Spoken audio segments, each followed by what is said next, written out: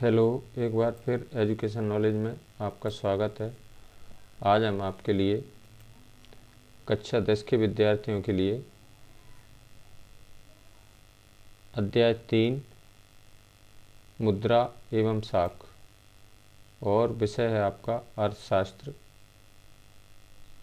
कक्षा 10 और इसमें से आपके 4 अंक के प्रश्न परीक्षा में पूछे जाएंगे। तो इन प्रश्नों को आज हम हल करेंगे। तो इसमें देखिए, पहला प्रश्न है आपका मुद्रा माने क्या होता है? रुपया। ठीक है। मुद्रा के आधुनिक रूप कौन कौन से हैं?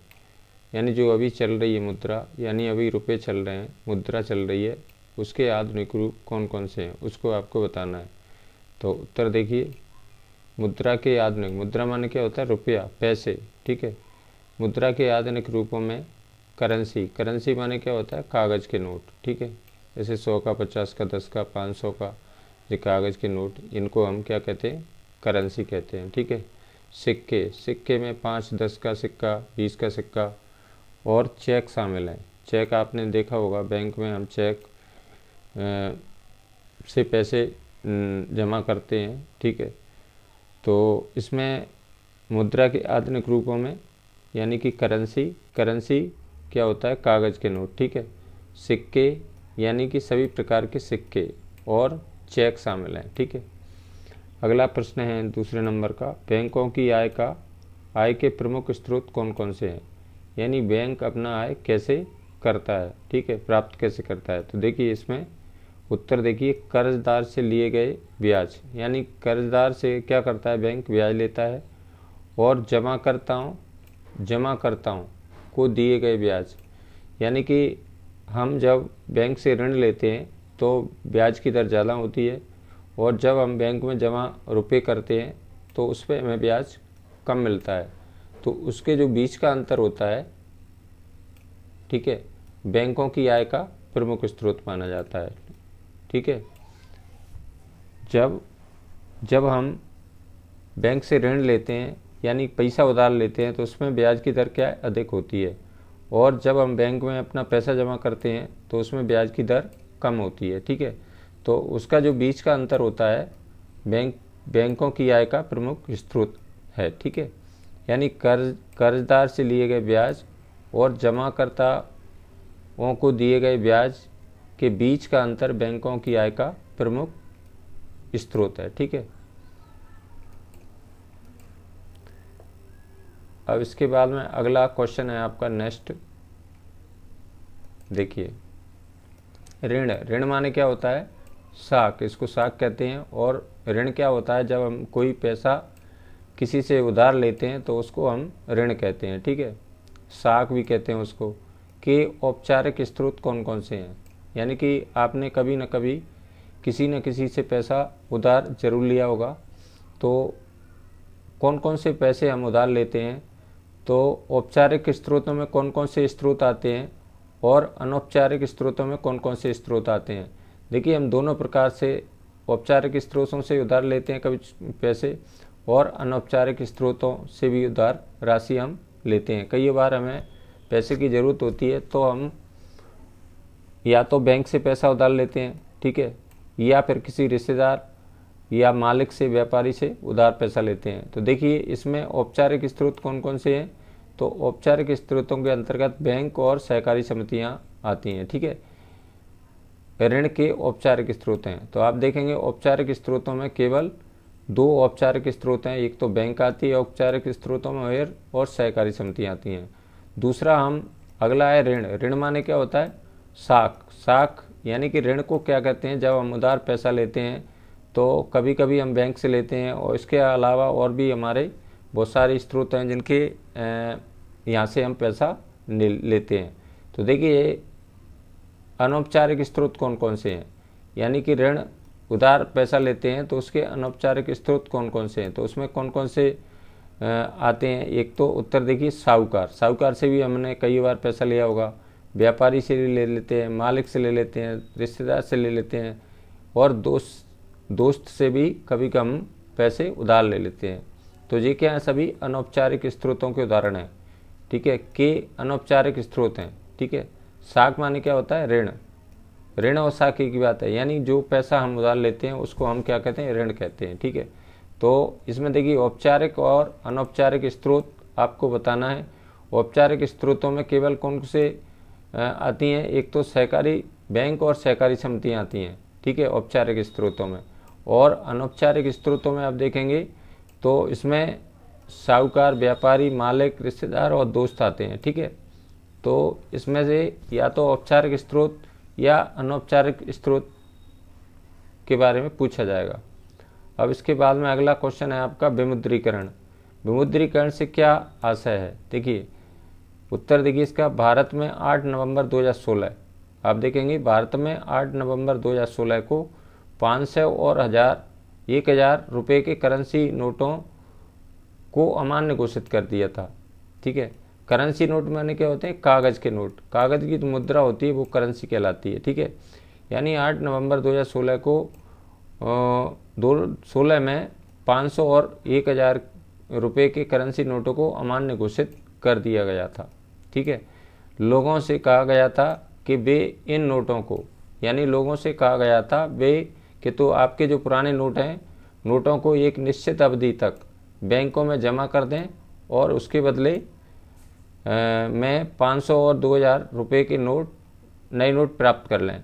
इसे क्या कहते हैं, विमुद्रीकरण कहते हैं। और दूसरी भाषा में विमुद्रीकरण यानी मुद्रा को चलन से बाहर कर देना विमुद्रीकरण कहलाता है। तो हाँ, इसको हम नोटबंदी भी कहते हैं। तो भारत में नोटबंदी कब हुई थी, 8 नवंबर 2016 को। इसमें 500 और 1000 के रुपये के करेंसी जो नोट थे, करेंसी माने क्या होते हैं, कागज़ के नोटों को अमान्य घोषित कर दिया गया था। कौन से, 500 और 1000 के, ठीक है। और लोगों से कहा गया था कि इन नोटों को एक निश्चित अवधि तक बैंकों में जमा कर दें और उसके बदले में 500 और 1000 रुपये के नए नोट प्राप्त कर लें। इसे क्या कहते हैं, विमुद्रीकरण कहते हैं। अब इसके बाद हम नेक्स्ट क्वेश्चन देखते हैं अगला। देखिए अगला प्रश्न है आपका, मुद्रा के 3 कार्य लिखिए। मुद्रा के कार्य लिखना है आपको। यानी मुद्रा माने क्या होता है, रुपया, ठीक है, पैसा, उसको हम मुद्रा कहते हैं। मुद्रा के 3 कार्य निम्न है। पहला कार्य क्या है, विनिमय का माध्यम। विनिमय का माध्यम क्या होता है, जब हम कोई वस्तु खरीदने बाजार से जाते हैं तो हमें क्या, हम दुकानदार को क्या देते हैं, रुपया देते हैं, पैसे देते हैं, और दुकानदार उसके बदले में हमें क्या देता है, वस्तु देता है। तो एक तो मुद्रा के कार्य क्या हो जाएंगे, विनिमय का माध्यम, ठीक है। दूसरा है मूल्यमापन, ठीक है। दूसरा क्या है, मूल्यमापन। तीसरा है क्रय शक्ति का हस्तांतरण, ठीक है। और चौथा है क्रय शक्ति का संचय। तो मुद्रा माने क्या होता है, रुपया, पैसा।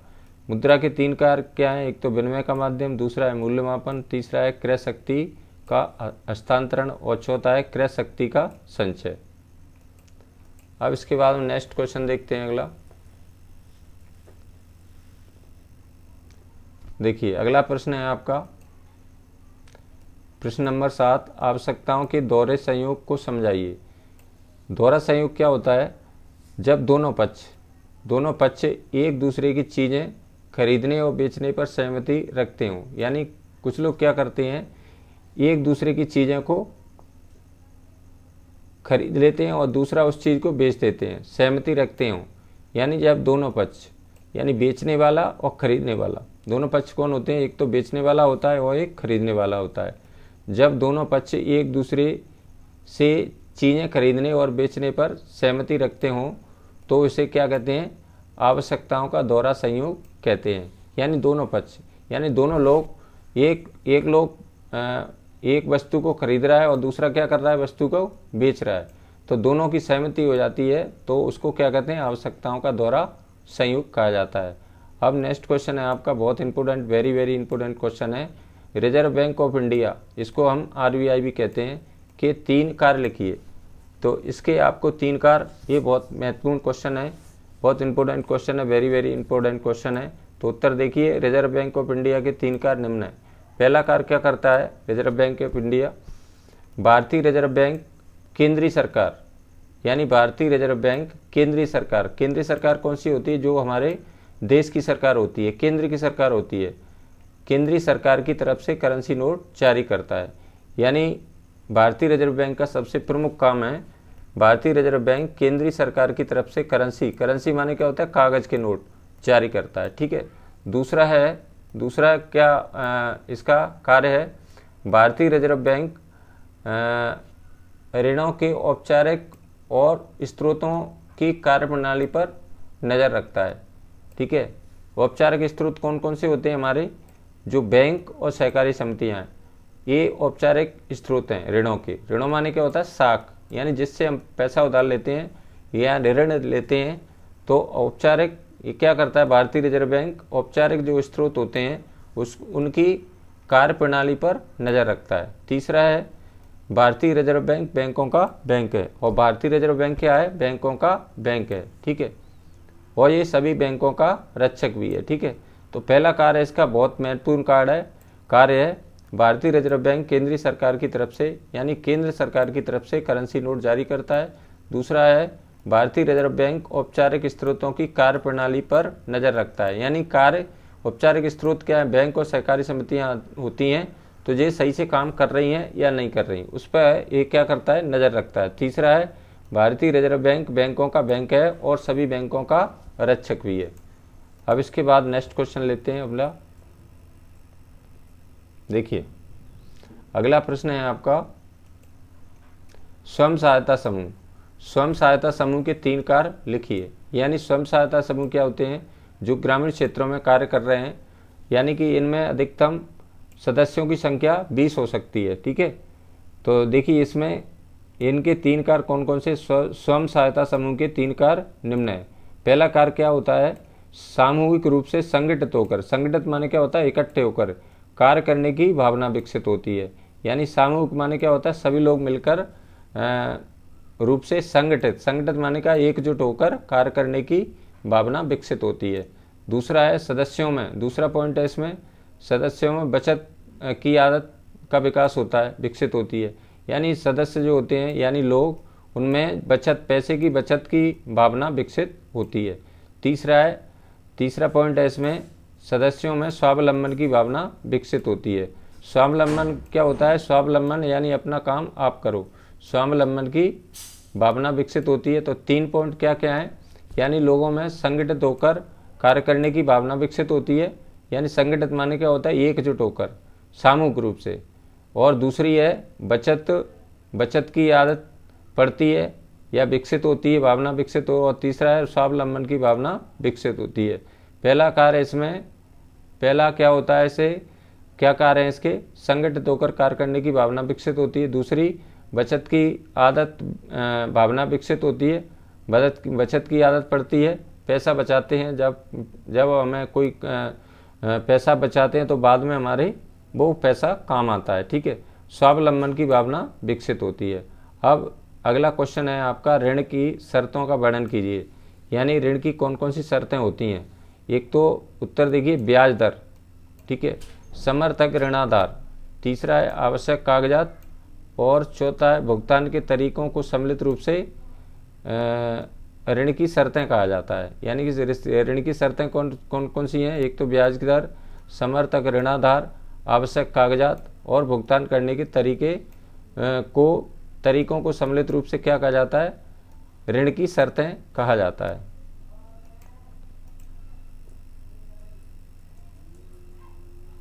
अब अगला क्वेश्चन है आपका, अगला प्रश्न देखिए, चेक द्वारा भुगतान कैसे होता है। यानी अपने कभी बैंक गए होंगे, आपने चेक में पैसे जमा किए होंगे चेक के माध्यम से। तो चेक क्या होता है, एक जिसका खाता होता है उसको चेक बुक जारी की जाती है। तो चेक से भुगतान कैसे किया जाता है, ठीक है।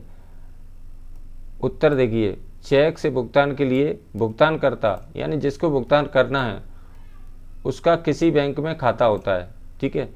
यानी कि चेक भुगतान के लिए भुगतानकर्ता जो भुगतान करना चाहता है, जिसका किसी बैंक में क्या होता है, खाता होता है, ठीक है। एक निश्चित रकम के लिए चेक काटता है। वह क्या करता है, जिसका किसी बैंक में खाता होता है उसको बैंक क्या करती है, चेकबुक जारी करती है। फिर क्या करता है भुगतानकर्ता, एक निश्चित रकम के लिए वो क्या करता है, चेक काटता है। चेक एक ऐसा कागज़ है जो चेक एक ऐसा कागज़ है जो बैंक को किसी व्यक्ति के खाते से चेक पर लिखे नाम के किसी दूसरे व्यक्ति को एक खास रकम का भुगतान करने का आदेश देता है। यानी कि भुगतानकर्ता जो जिसके नाम से खाता होता है वो क्या करता है, चेकबुक, बैंक उसको चेकबुक जारी करती है और फिर क्या करता है, जिस व्यक्ति को हमें पैसे देने होते हैं उसको उसके नाम से क्या चेक काटता है और उसमें रकम भी वो भर देता है कि 5,000 का चेक है कि 4,000 के 1,000 जो भी भुगतान करने की देता है उसको चेक काटता है। और फिर क्या करता है, जिसके नाम से चेक काटा जाता है तो वो अपने खाते में इसको जाकर बैंक में जाता है और अपने खाते में ये चेक जमा कर देता है। उसके बाद में कुछ दिन बाद उसकी राशि या कुछ 1-2 दिन बाद उसकी राशि उसके खाते में आ जाती है। तो आपने देखा होगा कई बार चेक से भुगतान करते हुए बैंक आप जरूर गए होंगे। इसके बाद में नेक्स्ट क्वेश्चन देखते हैं अगला। जी बहुत वेरी इंपॉर्टेंट क्वेश्चन है, ठीक है। इसको औपचारिक क्षेत्रक या स्रोत एक ही बात होता है और अनौपचारिक क्षेत्रक स्रोत के बीच 3 अंतर लिखिए। पहले हम इसका उल्लेख ऊपर कर चुके हैं। औपचारिक कभी कभी हमें पैसे की ज़रूरत होती है तो कभी हम औपचारिक क्षेत्रक के स्रोतों से पैसा लेते हैं और कभी अनौपचारिक क्षेत्रों के से पैसा लेते हैं, ठीक है। तो इसमें देखिए 3 अंतर इसमें बताना है। तो इसमें पहला पॉइंट है, औपचारिक स्रोत भारतीय रिजर्व बैंक की निगरानी में कार्य करते हैं। यानी औपचारिक स्रोतों में कौन कौन आता है, बैंक और सहकारी समितियाँ आती हैं। तो औपचारिक स्रोत क्या होते हैं, भारतीय रिजर्व बैंक की निगरानी में कार्य करते हैं। जबकि आप देखेंगे इसमें, जबकि अनौपचारिक स्रोत किसी भी सरकारी संगठन के अधीन काम नहीं करते। यानी कि जो औपचारिक स्रोत होते हैं बैंक और सहकारी समितियाँ, इसके उदाहरण हैं, तो वो क्या करते हैं, भारतीय रिजर्व बैंक की निगरानी में कार्य करते हैं। जबकि अनौपचारिक स्रोतों में बहुत सारे हैं, मालिक है, साहूकार है, ठीक है, दोस्त है, रिश्तेदार हैं, वो सब अनौपचारिक स्रोतों के उदाहरण हैं। तो ये क्या करते हैं, अनौपचारिक स्रोत किसी भी सरकारी संगठन के अधीन काम नहीं करते। अगला प्रश्न है, अगला पॉइंट है, औपचारिक स्रोतों में ऋण पर ब्याज दर कम होती है। यानी औपचारिक स्रोतों के उदाहरण कौन से हैं, बैंक और सहकारी समितियाँ। जब हम इससे पैसा उधार लेते हैं तो ब्याज जो ऋण यानी कि जो उधार लिया पैसा उसको ऋण कहते हैं, पर ब्याज की दर क्या है, कम होती है। जबकि हम अनौपचारिक स्रोतों में ऋण पर ब्याज की दर अधिक होती है। जब हम कोई साहूकार से या कोई मालिक से या कोई रिश्तेदार से या कोई दोस्त से पैसा लेते हैं तो उसमें जो ऋण लेते हैं यानी कि जो उधार पैसा लिया जाता है उसको हम ऋण कहते हैं, उस पर हमें ब्याज अधिक देना पड़ता है, ठीक है। अगला पॉइंट है इसमें, औपचारिक स्रोतों के उदाहरण पूर्व में हम बता चुके हैं। औपचारिक स्रोतों के उदाहरण क्या है, बैंक और सहकारी समितियां हैं। यानी कि औपचारिक स्रोतों के उदाहरण कौन कौन से हैं, बैंक और सहकारी समितियां। जबकि अनौपचारिक स्रोतों के उदाहरण कौन कौन से हैं, साहूकार, व्यापारी, मालिक, रिश्तेदार व दोस्त। ये अनौपचारिक स्रोतों के उदाहरण हैं। तो ये बहुत वेरी इंपॉर्टेंट क्वेश्चन है। तो इसमें देखिए औपचारिक स्रोतों के उदाहरण केवल बैंक और सहकारी समितियां हैं, ये ध्यान रखना है आपको। और अनौपचारिक स्रोतों के उदाहरण बहुत सारे हैं, साहूकार, व्यापारी, मालिक, रिश्तेदार व दोस्त हैं, ठीक है। अब इसके बाद नेक्स्ट क्वेश्चन देखते हैं अगला। देखिए अगला प्रश्न है आपका, मुद्रा किसे कहते हैं। मुद्रा क्या होता है, रुपया होता है, पैसा होता है। यानी मुद्रा किसे कहते हैं, किस काम आती है हमारे। देखिए हम कहीं भी जाते हैं, कोई वस्तु क्रय करते हैं तो बिना मुद्रा के हम कोई वस्तु को खरीद नहीं सकते। तो इसमें देखिए उत्तर में मुद्रा वह वस्तु है, मुद्रा माने क्या होता है, रुपया वह वस्तु है जो वस्तुओं, इससे क्या करते हैं, वस्तुओं तथा सेवाओं को हम खरीदते हैं, ठीक है। क्या खरीदते हैं, मुद्रा से वस्तुओं को खरीदते हैं और सेवाओं को खरीदते हैं। मान के चलो हमें मोबाइल लेना है तो क्या करेंगे, दुकानदार को हम क्या देंगे, मुद्रा देंगे। उसके बाद में बदले में तुम्हें वो आपको क्या देगा, मोबाइल देगा। या हमें कहीं दूसरी जगह जाना है, बस से जाना है या ट्रेन से जाना है तो क्या करेंगे, हम टिकट लेते हैं। तो वो क्या होगी, सेवा। टिकट से हमें सेवा खरीद सकते हैं, ठीक है। यानी कि मुद्रा के रूप में, मुद्रा वह वस्तु है जो वस्तुओं, एक तो वस्तुओं को क्रय करते हैं, एक सेवाओं को खरीदते हैं तथा ऋणों का भुगतान करने के लिए स्वीकार की जाती है। ऋण क्या होते हैं? ऋण माने जो हमारा जो बिल होता है उसको, या कई जो उधार पैसा लेते हैं उसको भुगतान करने के लिए क्या की जाती है? स्वीकार की जाती है। जैसे हमें बिजली का जमा करना है बिल, तो उसमें क्या करेंगे, हमें मुद्रा चाहिएगी, तभी हम उसका भुगतान कर पाएंगे। तो इसमें देखिए, इसका सीधा सीधा अर्थ है मुद्रा वह वस्तु है जो वस्तुओं, किसको खरीदते हैं? वस्तुओं तथा सेवाओं को खरीदने तथा ऋणों का भुगतान करने के लिए स्वीकार की जाती है। अगला क्वेश्चन है 14 नंबर का, वस्तु विनिमय प्रणाली किसे कहते हैं? तो वस्तु विनिमय प्रणाली क्या होती है? यानी कि अदला बदली करके, वस्तुओं का अदला बदली करके, देखिए ये लिखा है इसमें, एक वस्तु के बदले दूसरी वस्तु प्राप्त करना वस्तु विनिमय प्रणाली कहलाती है। यानी वस्तुओं को अदला बदली करके करते हैं तब वो क्या कहलाती है? वस्तु विनिमय प्रणाली कहलाती है। यानी एक वस्तु के बदले दूसरी वस्तु प्राप्त करना वस्तु विनिमय प्रणाली कहलाती है। अगला प्रश्न है, ग्रामीण बैंक के संस्थापक कौन थे? इन्हें कौन से पुरस्कार से सम्मानित किया गया? तो देखिए इसका उत्तर देखिए, ग्रामीण बैंक के संस्थापक प्रोफेसर मोहम्मद यूनुस हैं, ठीक है। क्या नाम है इनका? मोहम्मद यूनुस। इन्हें 2006 में शांति के लिए नोबेल पुरस्कार से सम्मानित किया गया था। यानी कि जो ग्रामीण बैंक के संस्थापक थे उनका नाम था मोहम्मद यूनुस। इन्हें 2006 में शांति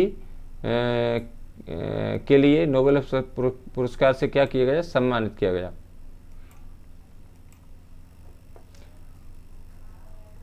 अब इसके बाद में अगला है, ये पूर्व में हम पढ़ चुके हैं वैसे ये प्रश्न को। देखिए, ऋण के दो क्षेत्रकों या वर्गों के नाम लिखिए। तो ऋण के दो क्षेत्रक होते हैं। जब हम पैसा उधार लेते हैं तो या तो हम बैंक या सहकारी समितियों से पैसा लेते हैं, बैंक से लेते हैं या सहकारी समिति से, तो उसको क्या कहते हैं? हम औपचारिक क्षेत्रक कहते हैं या औपचारिक स्रोत कहते हैं। और इसके बाद में हम साहूकार, व्यापारी, मालिक, रिश्तेदार या दोस्त से पैसा लेते हैं उधार, तो उसको अनौपचारिक क्षेत्रक के स्रोत कहते हैं। तो इसमें देखिए, औपचारिक क्षेत्रकों में कौन कौन से आते हैं स्रोत? बैंक और सहकारी समितियाँ आती हैं। और अनौपचारिक क्षेत्रों में क्या आता है? साहूकार आते हैं, व्यापारी आते हैं, मालिक आते हैं, रिश्तेदार आते हैं और दोस्त आते हैं।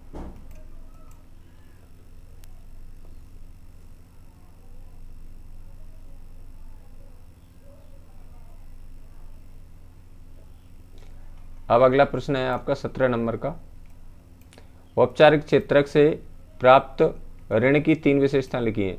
यानी जो औपचारिक क्षेत्रक के जो ऋण होते हैं, क्षेत्रक होते हैं, उनकी क्या करना है? हमें 3 विशेषता लिखना है। तो हमें पूर्व में बता चुके हैं कि औपचारिक क्षेत्रक में कौन कौन आता है?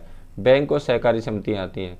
तो औपचारिक क्षेत्र ऋण की 3 विशेषता निम्न है। पहली विशेषता क्या है? औपचारिक क्षेत्रक में बैंक एवं सहकारी समितियाँ आती हैं।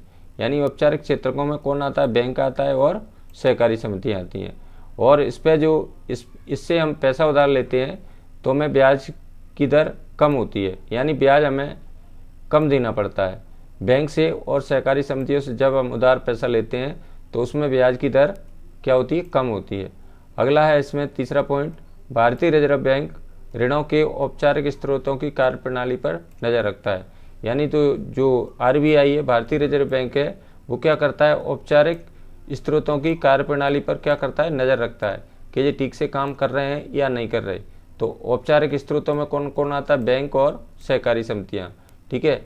और इसमें ब्याज की दर कम होती है और भारतीय रिजर्व बैंक औपचारिक स्रोतों की कार्यप्रणाली पर क्या करता है? नज़र रखता है। अब इसके बाद में देखिए 18 नंबर का प्रश्न, जब हम पैसा उधार लेते हैं तो अधिकतर जो गरीब लोग हैं वो किससे पैसा? देखिए, औपचारिक और अनौपचारिक ऋण माने क्या होता है? साख। किसे किसे क्या मिलता है, ठीक है। देखिए, आलेख में गरीब से अमीर लोगों को 4 भागों बांटा गया है, ठीक है। कौन कौन से होते हैं 4 लोग इसमें?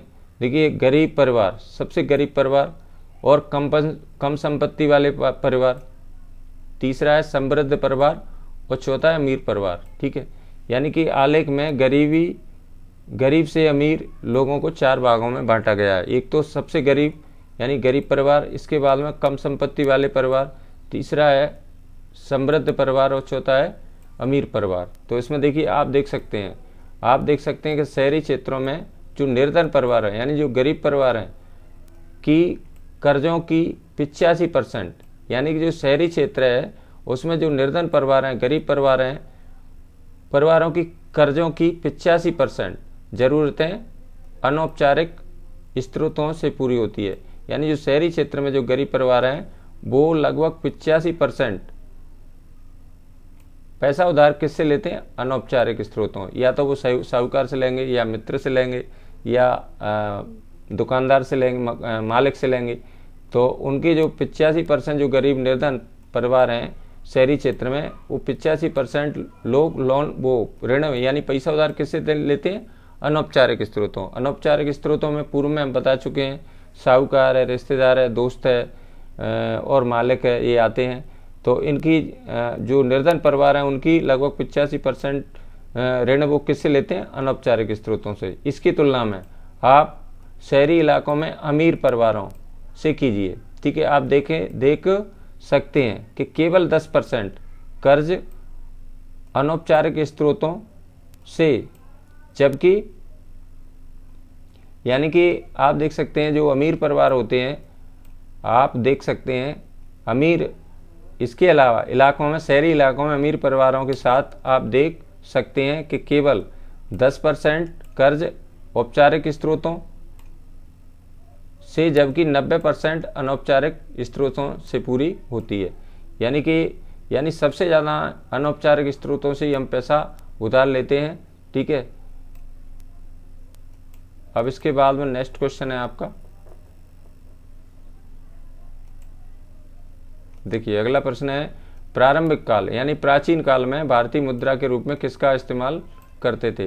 यानी भारतीय लोग प्राचीन काल में किस का मुद्रा के रूप में यानी रुपये के रूप में इस्तेमाल करते थे? तो देखिए प्रारंभ काल में भारतीय अनाज, ठीक है, और पशु मुद्रा के रूप में इस्तेमाल करते थे। यानी जो प्राचीन काल था उसमें अनाज और पशुओं को मुद्रा के रूप में इस्तेमाल किया जाता था। इसके बाद सोना, चांदी, तांबे जैसी धातुओं के सिक्कों का चलन हुआ। यानी इसके बाद किसका चलन हुआ? पहले अनाज का और पशुओं का और इस्तेमाल करते थे यानी प्राचीन काल में। उसके बाद में किसका चलन हुआ? सोना, चांदी और तांबे जैसी धातुओं के सिक्कों का चलन हुआ, जिसका चलन पिछली सदी तक रहा। तो ये थी एक वीडियो, कुछ इसमें प्रश्न हैं, तो आशा है ये प्रश्न आपके लिए काम आएंगे। यदि आपको यह वीडियो अच्छी लगी है तो लाइक करें, अपने मित्रों के साथ इसको ज़रूर शेयर करें, और यदि आप मेरे चैनल को पहली बार देख रहे हैं तो प्लीज़ चैनल को सब्सक्राइब जरूर करें। हो सकता है इनमें से बहुत सारे प्रश्न आपकी परीक्षा में देखने को अवश्य मिल सकते हैं। धन्यवाद।